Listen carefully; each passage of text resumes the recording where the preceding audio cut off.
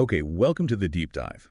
We're about to jump into some source material that really challenges the conventional story of, well, pretty much everything. Yeah. Our history, our evolution. Where we actually fit in the bigger cosmic picture, yeah. Exactly. And the material for this deep dive is basically one really extensive interview. And it takes a, let's say, radical look at alternative views on humanity's past. It pushes back hard against what, most of us learned in school. Right. So our mission today is to dive deep into this, pull out the key insights, the really surprising facts, and kind of lay them out for you. And it's not just about, like, dusty ancient history. No, definitely not. Yeah. It's potentially about rethinking why things are the way they are right now, and maybe what's unfolding, as we speak. Okay, let's unpack this then. So the story most of us know, right? The standard narrative. The one from school, yeah. It's pretty straightforward. You got life starting in some primordial soup, this incredibly slow crawl of evolution. Apes gradually become humans. And we're basically just stuck here on Earth, figuring it all out on our own, isolated. Right. And the core argument in the source material is that this familiar story, it's, well, massively simplified, maybe even deliberately controlled or curated. It suggests there's a completely different version of our history out there, one that's, well, not widely known for a reason. And even start wrapping our heads around this alternative view. The source says we need to go way, way back. To the very beginning of what we recognize as civilization. Specifically, to the area that's now Iraq, the Sumerians, considered the earliest known advanced civilization. And what's really fascinating, according to this source, is how suddenly they seem to pop up. Right. It's not like this gradual buildup over thousands of years. No, it's like, boom, suddenly you have complex writing, advanced farming techniques, sophisticated culture, cities. It feels less like slow evolution and more like... Like someone flipped a switch, a jump start, as the source puts it. Exactly, a jump start. And the key to understanding this, the source argues, is in their ancient writings. Texts like the Eridu Genesis in Numa Elish, Atrahasis, the Epic of Gilgamesh, names you might have heard. But the argument is these aren't just myths, they're not just allegories. They contain actual historical accounts. That's the suggestion. Accounts that directly contradict that simple linear evolution story. They hint at something else. Like intervention. Perhaps. Or maybe genetic manipulation, some kind of outside assistance that dramatically accelerated human development in a way that, well, traditional history just can't easily explain. Okay, so moving on from ancient texts, the source points towards mysteries that are literally carved into the planet. Yeah, massive, mind-boggling stone structures all over the world. You think about places like Baalbek in Lebanon, right? That enormous stone slab, the Trilithon, weighs hundreds and hundreds of tons. Unbelievable. And then, of course, the pyramids. Not just Egypt, though. Egypt is key. No, you find pyramid-like structures, mounds, different shapes and sizes, but huge constructions, globally. And the central question the source hammers home is how? Yeah, how on earth were these built? Yeah. Are the explanations we usually get, vast armies of slaves dragging stones for decades to build tombs for pharaohs? Does that really hold up? Especially when you look at the sheer scale, the precision involved. The source really focuses on Egypt as potentially holding, well, a treasure trove of secrets, evidence of maybe highly advanced technology, and crucially the influence of beings he calls gods. And that standard tomb theory for the Great Pyramid. The source punches holes right through it. Yeah. I mean, think about it.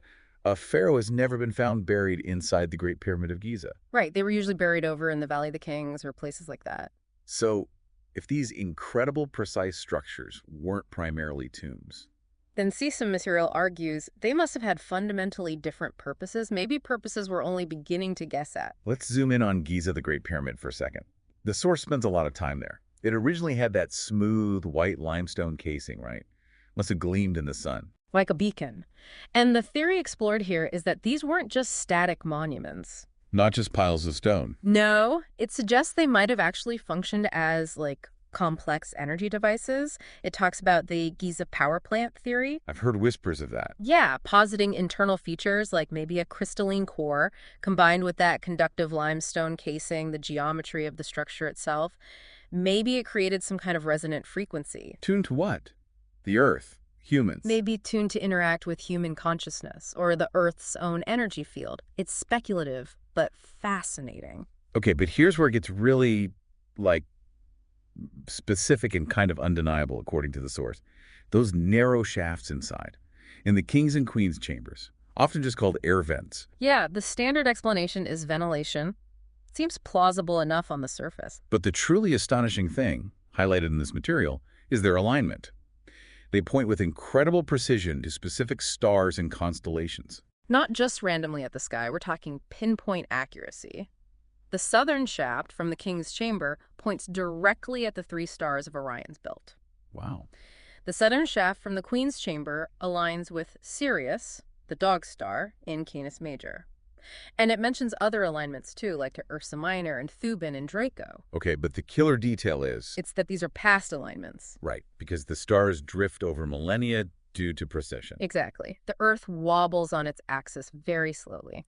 So by calculating when those shafts would have had those perfect alignments, You get a date, you get a date, roughly 10,500 BC. which is... Wait, that's 12,500 years ago. More than double the conventionally accepted age for the pyramids, which is usually put around 2,500 BC. That's a massive difference. And this older date, it connects to other sites. Yes, the source links it directly to other incredibly ancient, sophisticated sites like Göbekli Tepe in Turkey. Which is also dated to over 11,000 years old, right? Mhm. Before agriculture, supposedly. Exactly. So the implication is staggering.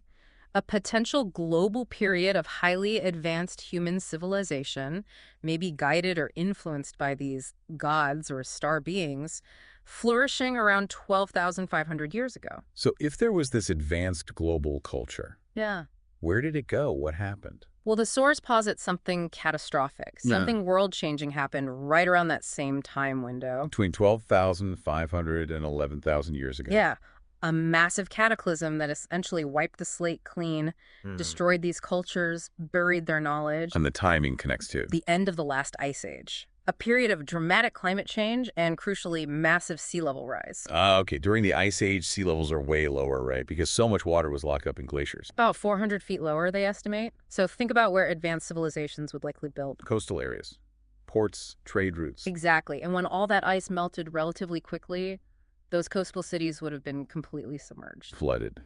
Lost beneath the waves. The source points to potential evidence, like those controversial underwater structures off the coast of Japan Yonaguni. Right? The ones with the sharp angles and terraces. Yeah, features that look, to some people, much more like artificial stonework, toolwork than natural erosion. And they're huge. And the idea is, some people survived this. Some cultures might have survived by literally going underground. The source mentions Hopi legends, for instance, Native American lore about being led into caves by ant people to escape great floods. Wow. And there are actual physical places like that? Oh, yeah. Look at Derinkuyu in Turkey. Not far from Göbekli Tepe, interestingly. It's this enormous, ancient underground city. How big? Multiple levels deep, potentially capable of sheltering over 20,000 people, with ventilation shafts, wells, storage rooms, and even huge rolling stone doors to seal off sections for defense. Incredible. It sounds like something out of a fantasy novel. But it's real. In these accounts, these underground cities, they echo the flood myths found all over the world, don't they? Yeah, the Bible, Gilgamesh, almost every ancient culture has a great flood story. So the argument is this cataclysm caused a massive setback, a kind of planetary amnesia. Wiped our collective memory. Essentially, leaving humanity vulnerable, maybe disconnected from its true origins, and potentially open to subsequent control or manipulation by others. Maybe beings the source refers to as jealous gods or negative entities who took advantage of the chaos. Okay, let's go back to one of those stars the pyramids pointed to, Sirius. The source dives into a really, really strange story connected to it. Oh yeah, the Dogon tribe. This is a mind-bender. In Mali, West Africa. That's right. French anthropologists studied them extensively back in the 1930s and 40s, and they were absolutely stunned by the Dogon's cosmology. Yeah, they had complex rituals, all centered around the Sirius star system. Incredibly detailed rituals and incredibly detailed astronomical knowledge. For a tribal culture with, no apparent access to telescopes or advanced scientific equipment. But what was the really baffling part? They knew about Sirius B. Sirius B is a white dwarf star orbiting the main star, Sirius A. It's completely invisible to the naked eye. Western astronomy didn't even photograph it until the 1970s using very powerful telescopes. But the Dogon knew about it in the 1930s. How? Not only did they know it existed, they knew its characteristics, that it was small, dense, and white. They knew its orbital period around Sirius A was about 50 years. They even drew its elliptical orbit path correctly. That seems impossible. It gets weirder. They also spoke of a third star in the system, Sirius C, which they called Emi-Ya.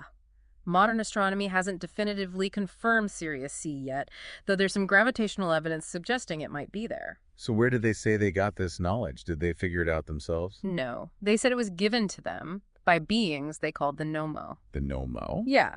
They described the Nomo as amphibious beings, tall, fish-like or serpent-like creatures who came from the Sirius system. Fish-like beings from Sirius. Exactly. The Dogon claimed these. Nomo visited them in the distant past, landed in an ark, and taught them all about their home star system. Okay, wow. And the source draws a connection from this. A really provocative one. It looks at the description of the Nomo, these aquatic, fish-like instructors, and then looks at the prevalence of the fish symbol in later religions. Like the ichthys, the Jesus fish. Exactly. Or even it notes the shape of the Pope's mitre, that tall hat. Some people argue it resembles an upright fish head with an open mouth. Huh. Never thought of that. The source suggests this might be a symbolic echo, a lingering memory or veneration tied back to these ancient, potentially extraterrestrial teachers or gods. It also mentioned something about Sirius having multiple suns potentially accelerating life. Yeah, just a side note, Sirius A is a big bright star, Sirius B is a dwarf, and maybe Sirius C. The idea being maybe systems with more stellar energy could potentially speed up the evolutionary process compared to a single sun system like ours. Pure speculation, but interesting. And the Dogon connection back to Egypt. Right, that's crucial. The Dogon themselves trace their ancestral lineage and knowledge back to pre-dynastic Egypt. So it loops back again. Sirius, Egypt, ancient knowledge. It keeps pointing back to that region and that specific star system as being incredibly significant in our hidden past. Yeah, okay. So if you've got Sumerians getting a jump start, impossible megaliths pointing to 12,500-year-old skies, a global cataclysm wiping the slate, and tribes like the Dogon knowing impossible things about Sirius, where does that leave Darwin? Yeah, what about the standard evolutionary model, survival of the fittest, slow, gradual change? The source argues that Darwin's model, which is famously inspired in part by watching ants compete, is just too simplistic, fundamentally incomplete when faced with this kind of evidence. It even points out that Darwin himself knew his theory had gaps, big ones. He apparently expected future discoveries would challenge or even disprove parts of it. But it got adopted anyway by the establishment. Very quickly. By scientific institutions, even the church eventually found ways to reconcile with it. The source hints this might have been convenient for controlling the narrative about human origins, keeping things neat, terrestrial, and slow. So the main critique is that it ignores. It completely fails to account for the possibility of outside influence, intervention by advanced beings. And it doesn't easily explain why evolution might happen at wildly different speeds on different worlds. Depending on their conditions, like number of suns, planetary cooling, maybe major asteroid impacts or other cataclysms setting the clock back. Exactly. Our nice linear progression on Earth might be the exception, not the rule, cosmically speaking. And when you consider the sheer scale of the universe, billions of galaxies, trillions of stars. I mean, the Drake equation tries to estimate the number of potential civilizations.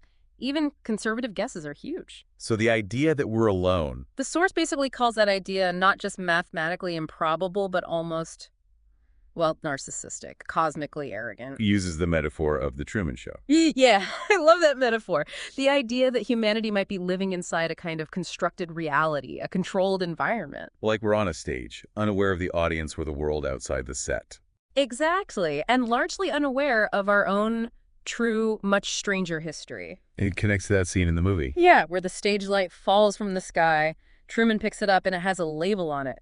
Sirius, Canis Major. Whoa, Sirius again. Right.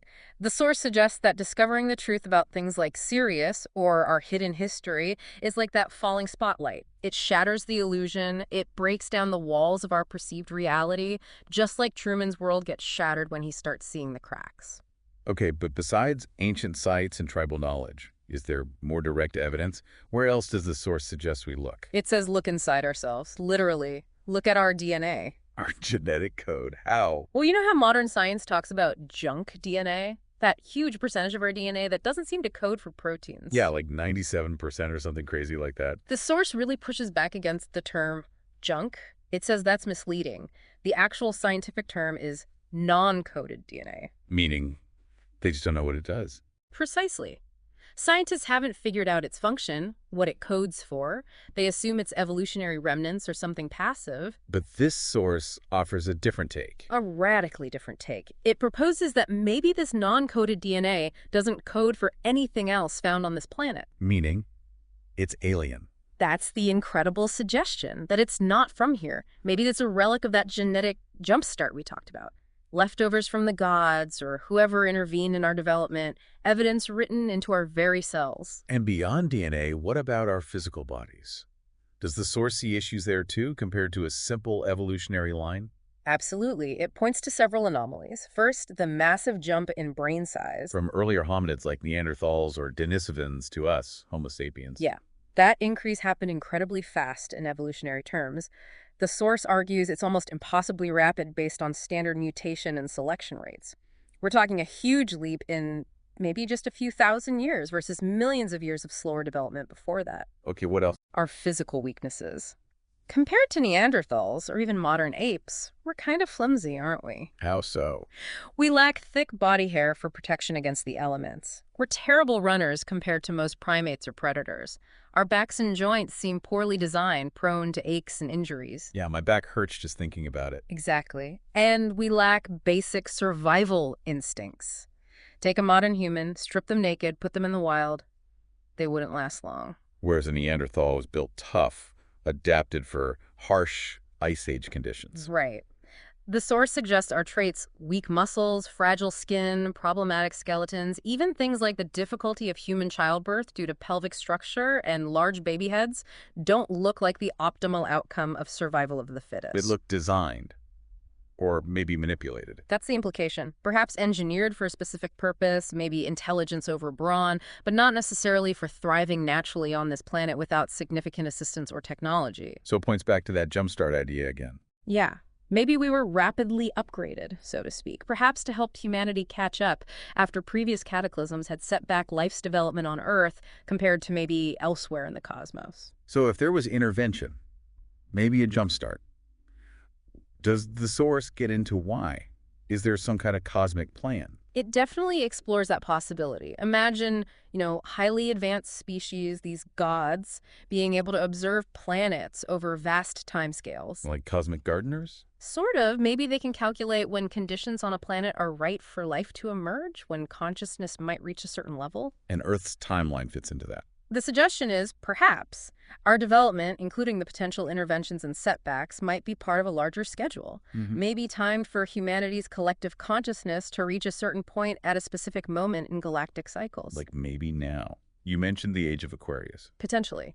The source connects it to this current era, around 2025 to 2027, as Earth moves into this new astrological age, supposedly a time of awakening and change. And why stay hidden then, if they're guiding us? Well, the source offers the prime directive kind of idea. Maybe they don't want to overwhelm us or freak us out completely. Like dropping advanced tech on a Stone Age culture could destroy it. Exactly. Revealing themselves too soon could disrupt our natural development, alter our path in unpredictable ways. Like anthropologists accidentally interfering with an isolated tribe. Okay, but the source also considers a darker possibility, right? Yes, and this is crucial. It doesn't just assume benevolent guidance. It seriously considers the counter-argument, drawing from ancient Gnostic texts and other traditions. Which suggests that the intervention wasn't necessarily for our benefit. What if the manipulation was designed for control? For imprisonment, even? instead of enlightenment keeping us trapped. How? This view questions if the gods who tinkered with us were actually limiting us. Maybe earlier humans were different, more connected to nature, maybe telepathic, maybe androgynous, as some myths suggest. And the changes made us less. Perhaps less powerful, easier to manage. Like geneticists modifying animals not for the animal's sake, but for human purposes, easier farming, medical research, or even weaponizing them. So the suffering and conflict on Earth might not be accidental. That's the disturbing thought. Could it be deliberately engineered or steered? Keeping humanity locked in fear, in survival mode, that red root chakra state of fight or flight? Preventing us from evolving consciously. Keeping us preoccupied with conflict and basic needs so we don't realize our true potential or the larger reality. But there's a twist, isn't there? about acceleration. Yeah, the paradox. The source suggests that this very pressure cooker environment, especially the intense stress and conflict of the last few centuries, might have inadvertently accelerated human evolution and adaptation at an alarming rate. Like pressure creating diamonds. Something like that, forcing rapid change, and maybe overcoming this state of fear, breaking free from perceived tyranny and manipulation, is the next critical evolutionary leap for humanity. The necessary step to join that cosmic neighborhood. Exactly. And it loops back again to those ancient sites, Teotihuacan in Mexico, Chichen Itza, Giza. They all seem to share alignments or symbolism related to Orion and Sirius. Suggesting a common thread deeper than just occasional visits. Maybe related to cosmic origins, soul groups, or some fundamental balance. Orion often seen as masculine resurrection energy, Sirius as feminine fertility, Isis energy. And the Anunnaki from the Sumerian texts, how do they fit? The source draws parallels. Enki, the wise water-associated god, might link to Poseidon, maybe even the aquatic Nomo. Enlil, the more authoritative sky god figure, perhaps linked to Zeus. It suggests these might be different cultural names for the same core group of players. But the main alignments are Orion, Sirius, not Nibiru. Primarily, yeah. Which makes the source wonder if Earth, or maybe Earth and the hypothetical Nibiru, are more like an outpost within a larger cosmic drama centered on those major constellations. And the kingship lowered from heaven line. Could literally refer to ancient bloodlines established by these beings, continuing through figures like the pharaohs, designed to rule or manage humanity. And that genetic jumpstart, placing it around 250,000 years ago. That's the time frame suggested as a potential missing piece. An event that could explain the relatively sudden appearance of anatomically modern humans in the fossil record, bridging gaps that standard evolution struggles with. Okay, so bringing all these threads together, where does that leave us right now? The source strongly suggests we're living through a pivotal time. As Earth enters this age of Aquarius, around now, 2025, 2027, a major shift is expected, or is already underway. A shift towards what? Towards truth, towards transparency. This perspective proposes that the hidden history, the cosmic connections, the whole alternative story, it's starting to surface, it's bubbling up. Because the suppression is breaking down. The layers of control, the illusion are becoming unsustainable. The truth is getting harder and harder to hide. And maybe all the hints in pop culture movies, sci-fi music are part of that. That's one idea. A kind of gradual acclimatization, soft disclosure, maybe, easing humanity into accepting a much bigger, stranger reality without causing complete societal meltdown when the old paradigms finally crumble. So the current global chaos, the tension. This material frames it as a climax. Yeah. A struggle between the old, controlling energy, desperately trying to hang on, and this incoming wave of awakening truth and higher consciousness associated with the new age. And the goal for humanity in all this. According to this perspective, to see through the illusion, to consciously choose to free ourselves from fear and manipulation, to finally step out of the Truman Show enclosure and into the next stage of our evolution, ready to take our place in that larger cosmic community. Wow, that was quite a journey. An absolutely incredible and, yeah, pretty mind-bending deep dive through this material. It really is. From ancient Sumeria and Egypt to the stars, right down into our DNA and back to the present moment. It definitely leaves you with a lot to chew on and reinforces that idea that the history we've been taught might be, well, radically incomplete. Or maybe even a deliberately constructed narrative designed to limit our understanding of who we are and where we come from. Which leads to a final thought, maybe for you listening. If there's even a possibility that the truth about our past, our real origins, our place in the cosmos, has been deliberately hidden or obscured. What does that mean for the future we're creating right now? And what responsibility does that place on each of us individually to question, to seek out knowledge for ourselves, and not just passively accept the stories we're told?